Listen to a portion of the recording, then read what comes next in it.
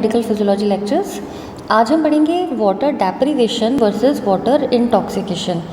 इससे पहले चैप्टर में हमने पढ़ा था water diuresis versus osmotic diuresis.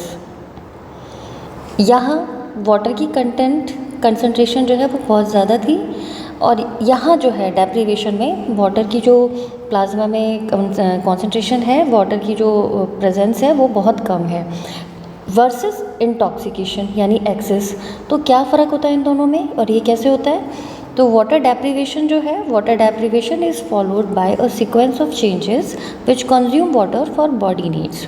Body की नीड्स के हिसाब से जितना वाटर कंज्यूम होना है, अचानक से उसके बाद वाटर की जो है प्लाज्मा में कमी हो जाती है। ठीक है, तो ओवरऑल बॉडी में जो वाटर है वो कम हो जाता है। सो इसे बोलते हैं वाटर डेप्रिवेशन।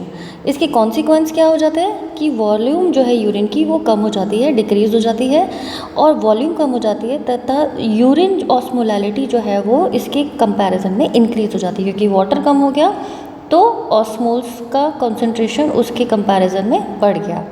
ठीक है, तो होता क्या है कि वाटर डेप्रिवेशन जब होता है प्लाज्मा ऑस्मोलैलिटी बढ़ जाती है, ऑस्मोल्स की कॉन्सेंट्रेशन बढ़ जाती है, जिसकी वजह से स्टिमुलेट हो जाते हैं ऑस्मो रिसेप्टर्स इन एंटीरियर हाइपोथैलेमस। जबकि वाटर डायूरेसिस में हमने आपको बताया था कि वाटर की कॉन्सेंट्रेशन इंक्रीज़ हो जाती है प्लाज्मा में, वाटर कंटेंट इंक्रीज़ हो जाता है।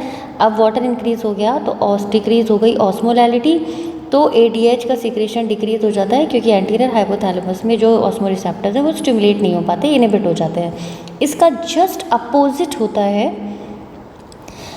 वाटर डेप्रिवेशन में, क्योंकि प्लाज्मा ऑस्मोलैलिटी बढ़ जाती है, स्टिमुलेट ऑस्मो रिसेप्टर्स इन एंटीरियर हाइपोथैलेमस। ये बहुत इंपॉर्टेंट MCQs है कि एंटीरियर हाइपोथैलेमस में ऑस्मो रिसेप्टर्स होते हैं। ठीक है, सो एंटीरियर हाइपोथैलेमस न्यूक्लियाई जो है वो ऑस्मो रिसेप्टर्स के लिए रिस्पॉन्सिबल है।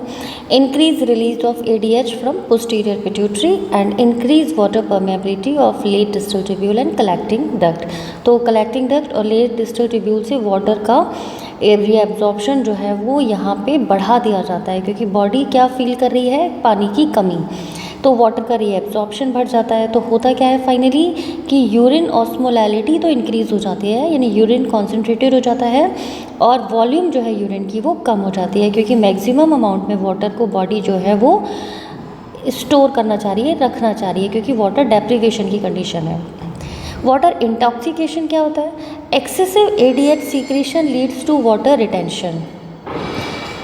इसका जस्ट अपोजिट, जब एक्सेस वाटर ADH सीक्रेशन होता है, जैसे यहाँ पे तो एक रिक्वायरमेंट के हिसाब से ADH सीक्रेट हुआ और वाटर को जो है वो बॉडी नीड के हिसाब से कंज्यूम कर लिया गया, लेकिन जब बहुत ज़्यादा ADH सीक्रेशन हो जाता है तो उस कंडीशन में वाटर रिटेंशन जो है बहुत ज़्यादा हो जाता है। इसे बोलते हैं वाटर इंटॉक्सिकेशन। ऐसा कब देखने को मिलता है? ऐसा देखने को मिलता है SIADH यानी syndrome of inappropriate anti diuretic hormone secretion. और इसके ऊपर हम अपना नया चैप्टर लेंगे, पूरा इसके बारे में आपको बताएंगे, क्योंकि इस पे अक्सर इंपॉर्टेंट MCQs और शॉर्ट नोट्स पूछे जाते हैं। तो इस चैप्टर में वाटर डेप्रिवेशन और वाटर इंटॉक्सिकेशन क्या होता है, किस वजह से होता है, और ये इसको बॉडी जो है इसको कैसे मेंटेन करती है, रेगुलेट करती है, तो इसके बारे में बताया गया है। अगर इस पर छोटा सा कोई शॉर्ट नोट आए, आपसे कोई वाइवा वॉइस क्वेश्चन पूछे, MCQs क्वेश्चन पूछे, तो आप ये बता पाएंगे कि डेप्रिवेशन में ऑस्मो रिसेप्टर्स जो हैं स्टिमुलेट हो जाते हैं, जबकि वाटर डायूरेसिस में ऑस्मो रिसेप्टर्स इनहिबिट हो जाते हैं।